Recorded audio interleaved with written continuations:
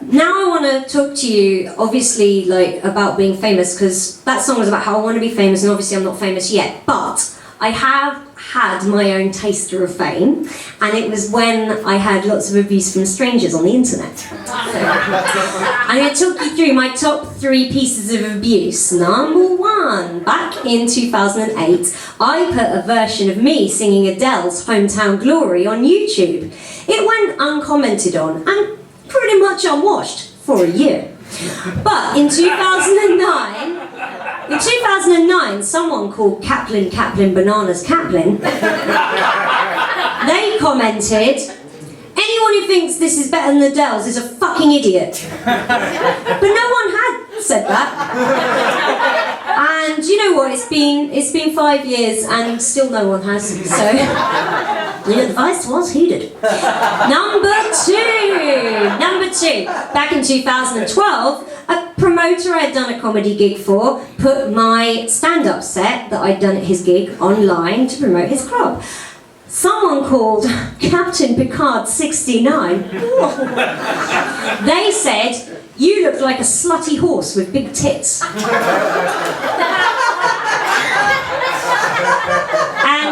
I read this and I went, oh,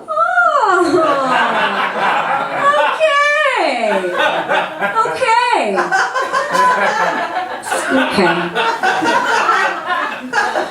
Abuse 3 involves a little bit of backstory, okay? So, oh, still on impressions. That's better.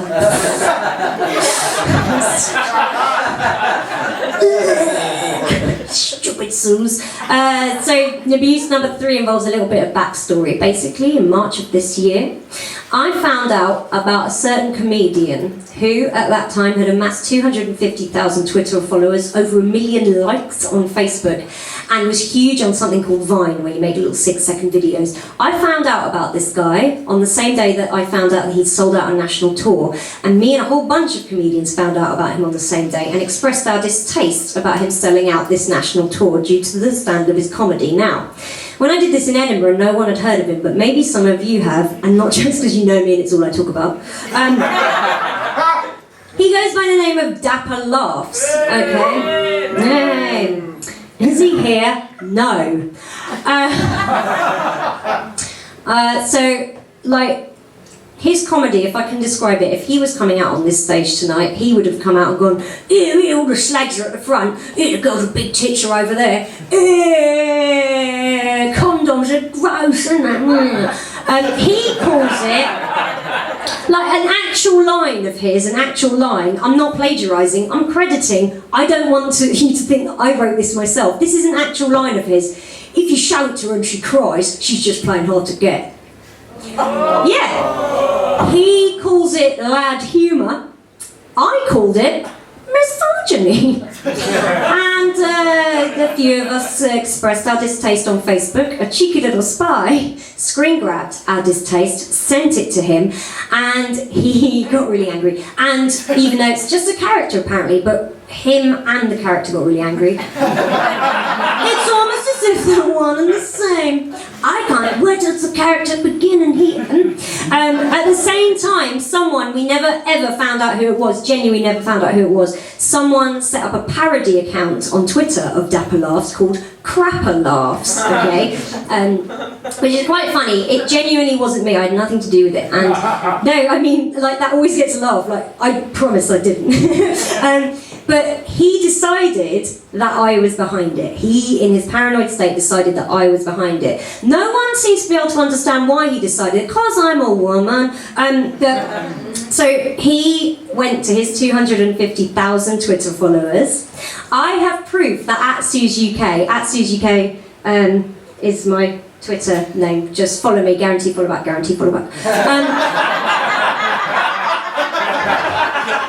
He said, I have proof that at Sooz UK is behind the Crapper Laughs account and the hate campaign against me.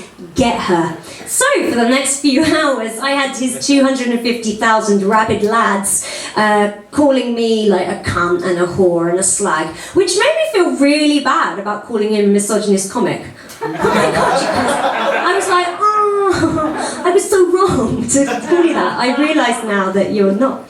And, you know, whatever, I just ignored it. But then things took a slightly strange turn when his real-life dad got involved, okay? His dad is on Twitter. It's just a character, but his dad is on Twitter. His dad goes by the name of Dapper Dad, and he started commenting about how, like, I've got, my nose was the model for Concord. That was one of them. I was like, my nose again? Oh my God! And he found a picture of me dressed up as the Wicked Witch of the West and said she looks like a witch. I was like, well, correct? Yes, I do. What? Your powers of observation are quite something, Dapper Dad. Well, you should have a word with your son. So he said that. But then it got really weird. Like, he went through my Twitter feed looking for great things to mock, and he found this picture of my great-grandmother. Now, I put this up because it's 100 years old, this picture, but I put it up because we look exactly alike. Check it out. She's sassy. Sassy Austrian broad. And he found this, and he said, just seen her great-grandmother. She must have been burnt at the stake. But he spelled steak, S-T-E-A-K. Which meant that I was able to reply, actually, Dapper Dad, she died of malnutrition in World War II, so a steak would have been very nice.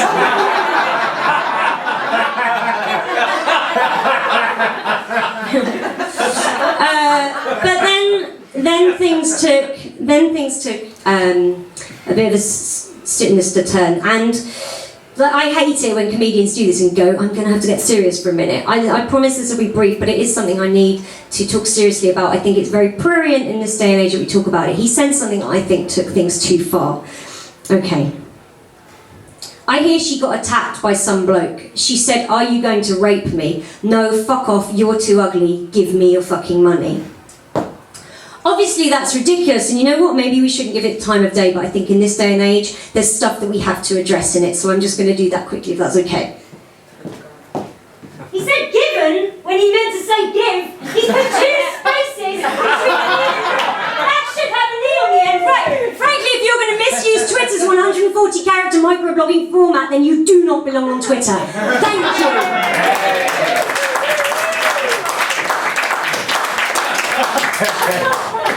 I played with your expectations.